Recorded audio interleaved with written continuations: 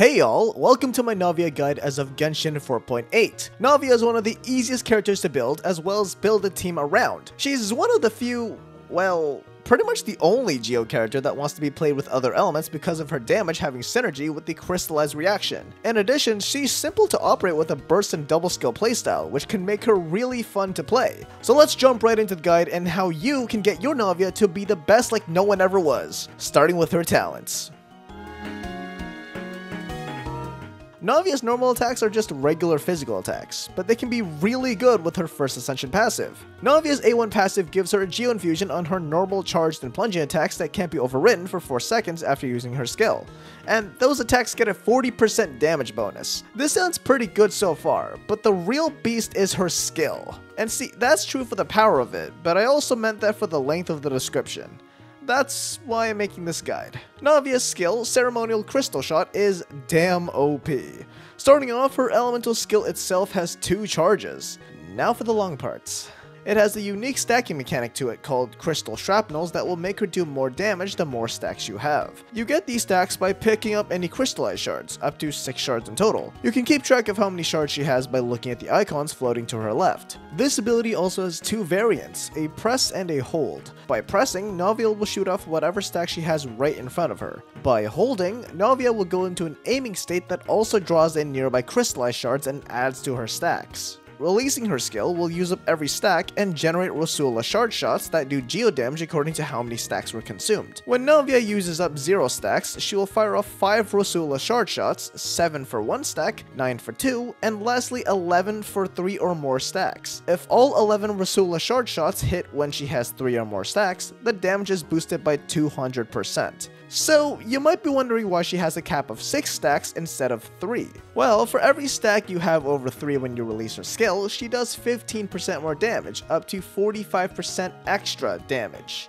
And this is where most of Navia's damage is coming from, and while all those mechanics might have sounded like a lot, it's actually pretty easy to pull off, and I'll be going into that later on. Oh yeah, I guess since she's Fontanian, when you use her skill, she'll release an Uzia aligned sword on the enemy that she hits, up to once every 7 seconds. Can be good for specific enemies, but besides that, it may as well be nothing. Now that you know what her skill does, it'd be a good time to recommend a normal attack string. An N3D into an N2. 3 normal attacks that are dash cancelled into another 2. This maximizes both her infusion damage and potential to generate more crystallized shields with her infused attacks. Navia's Burst, as the Sunlit Sky Singing Salute, will also help her get more crystal shrapnel stacks. On cast, she'll shoot a cannonball dealing AoE GEO damage and then will have smaller cannon shots rain down for another 12 seconds. If any enemies are hit by the cannon shots, Navia will get 1 stack of crystal shrapnel up to once every 2.4 seconds. It's on a 15-second cooldown with a 60 energy cost. Even though the damage itself is not anywhere close to that of her skill, especially since you can't snapshot it, it's still a decent amount and you should try to have her burst up as much as possible because of the extra crystal shrapnel stacks Navia can get from it.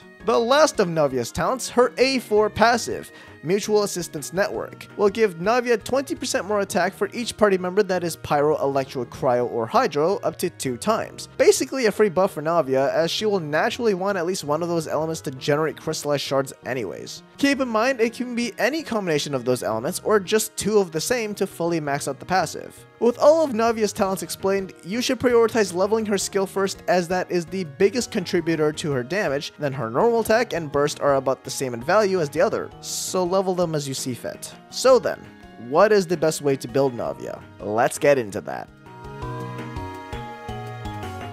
Let's start with her preferred artifact sets. First off is the best set for her, the 4-piece set of Nighttime Whispers in the Echoing Woods. Damn, that's a mouthful, but I digress. Gives some attack percent on the 2 set effect, extra GEO damage after using an elemental skill, and even more if the character has a crystallized shield on them on the 4 set effect. Great set for Navia. It's incredibly synergistic and she doesn't have to go out of her way to max out the effect. A good follow-up option is the 4-piece set of Marechaussee Hunter. Even though Navia's primary source of damage comes from her skill, 36% free crit rate and normal attack damage bonus are nothing to scoff at if you're pairing Farina with her. Speaking of skill damage, next is the 4-piece set of Golden Troop. This will give her a bunch of elemental skill damage bonus, but you will lose some part of the effect if she stays on field for too long. So you'll have to swap her out in between her first and second skill to make full use of it. If you don't have any of those, you can use any mix of skill damage bonus bonus, GEO damage bonus, attack percent, or ER sets in the meantime. Getting into what stats you would want on those artifacts, let's start with the main stats. Navia follows the very prevalent attack scaling ADC build of attack on her sands, GEO damage bonus goblet, and lastly a crit circlet, whichever one you don't have enough of. You can also choose to run an ER sands if you're finding that you can't consistently have her burst up every rotation. But I'ma be real with you, use an attack percent sands and try to get ER and substats. In terms of Navia's substat focus, it's as you would expect, and pretty simple for it. First, look to get enough ER to comfortably burst every rotation. Speaking of which, Navia's ER requirement can widely vary, so here's some general guidelines. Her ER requirement can be as low as 120% at C0, or as high as 190% in the worst case scenario. So I would suggest building for as much of it as you need, considering the other characters you plan to use with her. After ER, Navia prefers crit percent, then attack percent. Only 3 major substats to worry about. Then again, you could end up dodging them all anyways. Taking a look at good weapons for Navia, she's got a few free-to-play friendly ones, but since the Claymore category is fucked, most of her good options are locked behind the gacha or battle pass. Starting with the free-to-play ones is the Katoragekiri Nagamasa, the Inazuman craftable claymore. It gives an ER substat, some elemental skill damage bonus, and a passive that will regenerate some energy after the wielder uses their skill. If you needed a boost to her burst uptime, this weapon can be really good for that. The skill damage on it also helps. Next is the Tidal Shadow, the craftable from Fontaine. Attack percent secondary stat is pretty good to have, and you get more attack percent for 8 seconds when the wielder is healed. Nothing more to say other than it's a good weapon. Last for the free-to-play category is the Ultimate Overlord's Mega Magic Sword, but only obtainable from an event in version 4.3. This weapon is almost like a mishmash of the last two that I went through. It gives an ER substat, so borrowing from Katoragekiri, but some attack percent from the effect as well as more attack percent based on how many of the quests involving Melazines you've done in Fontaine, up to 48% total. Could be really good if you've gone through at least some of them. You'll need to do 6 of those quests to fully max out the effect. Now we move into the premium RNG/paid category. First is the Scoured Pride, higher than average base attack, an ER secondary stat, and a passive that buffs all damage. Second is either Wolf's Gravestone or the Unforged. Both are pretty similar to the other. Where the Unforged needs you to hit enemies to get stacks for an attack buff that doubles with a shield, Wolf's Gravestone just gives it to you and more when you hit enemies that are low health. Overall, some good attack stat sticks that work especially well with Navia's already high base attack. Next are the Red Horn Stone Thresher and Beacon of the Reed Sea. Navia can't make full use of either weapon, but the crit stats and the attack percent of Beacon will still pull them ahead of everything mentioned so far. Almost nearing the end is Serpent Spine. Whether you have your copy at low or high refinement, Serpent Spine is one of the best, if not the best, claymore weapon in the game for damage dealers. 27.6% crit rate on the secondary and a damage buffing passive that goes up to 50% at R5. This weapon is ridiculous. The only downside to it is if you want to fully cap out the effect for something like Abyss, you'd have to wait 20 seconds before starting the chamber and maybe run a shielder so as to not get hit and lose stacks. Last but definitely not least, Navia's signature Verdict. It's got the high base attack, curry on the secondary stat, 20% attack in the attribute, and a passive that buffs elemental skill damage after picking up crystallized shards. Completely synergistic with Navia and her best weapon, but not by a long shot. Serpent Spine still comes in extremely close behind. With that said, Navia has a decent variety of choices, with notable ones being the Tidal Shadow and of course, Serpent Spine. If you're debating between getting Verdict for her or if you should pull for her Constellations, then let's go through those.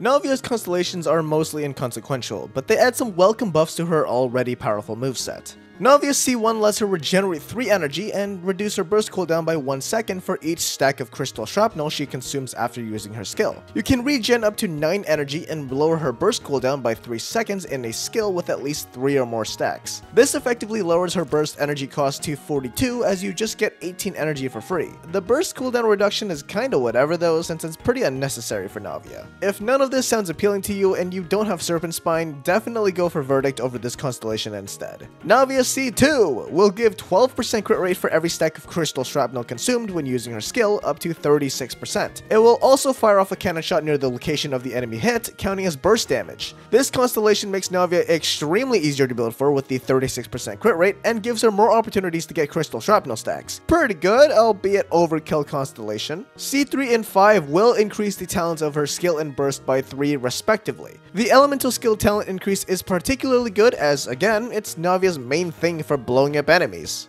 C4. Navia's burst can reduce the GEO res of enemies it hits by 20% for 8 seconds. Since her burst lasts 12 seconds, if you get a hit in before it ends, that's effectively getting 20 seconds of the GEO res reduction. Combining this with the GEO resonance effect, that would add up to be 40% res reduction to boost Navia's damage by a really good amount. Lastly, Navia C6. And it's a pretty big one. If Navia has more than 3 crystal shrapnel stacks when she uses her skill, it'll get a 45% crit damage buff for each stack past 3, up to a total of 135% extra crit damage on her skill. Secondly, she'll be refunded the number of stacks past the initial 3. This constellation is really good for boosting her damage by a lot, sure, but it also makes using her a lot easier since Navia's crystal shrapnel stacks are refunded to her if she uses more than 3. Overall, Navia's constellations give her a ton of buffs without altering any of her core gameplay, and just make her easier to use via the energy and crystal shrapnel refund, GEO res reduction, and the crit rate and crit damage. Although, I'd say some of the earlier ones are hard to sell if your build on her is cracked. Nevertheless, Navia is completely operable at C0 and doesn't need any of her constellations to perform extremely well. That's most of Navia, so now let's look into her best teammates.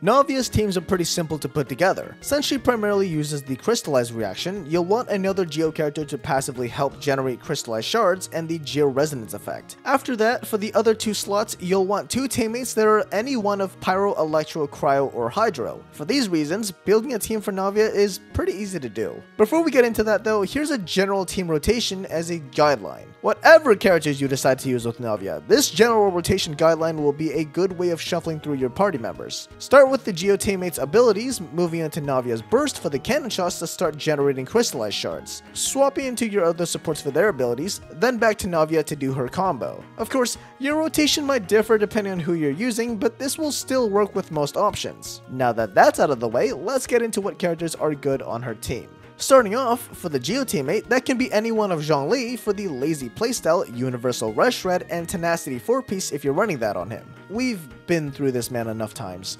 Moving on. GEO Traveler can make for another good pick, although learning where to place their construct can be a little annoying if you're not accustomed to it. Next is Ningguang, who can give a ton of energy to Navia if you're struggling on that front, and an attack boost via Thrilling Tales of Dragon Slayers. Last 2 that are worth mentioning are Albedo and Chiori. They both fulfill the same role, but I'd say Chiori takes the edge over Albedo a little bit since you don't have to worry about her constructs breaking, and that you're not restricted to a circle with Chiori either. Basically what I'm saying is, if you have both, use Chiori. As for the elemental slots, the world is your oyster. As long as you have some sort of off-field applicator and buffer/healer, you're pretty much good to go, but let's go through some examples. Farina plus Bennett along with Zhongli will make up her current best team. Farina offers elemental application that targets the enemy you're currently hitting and gives a damage plus healing buff via her fanfare that Bennett can both supply and make use of. Bennett is Bennett. Need I say more?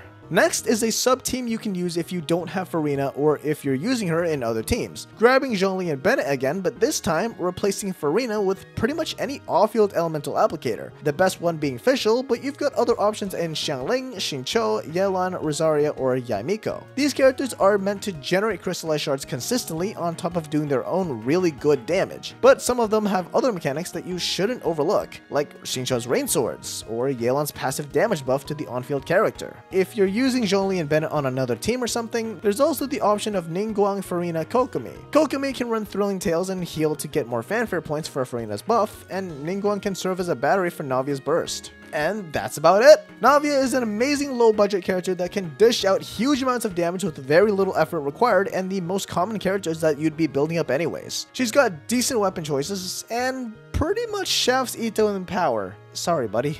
For more details, check out the KeqingMains guides linked in the description below. Leave a like if you found this guide helpful. Thanks for watching, and I hope to see you back for another video. See ya.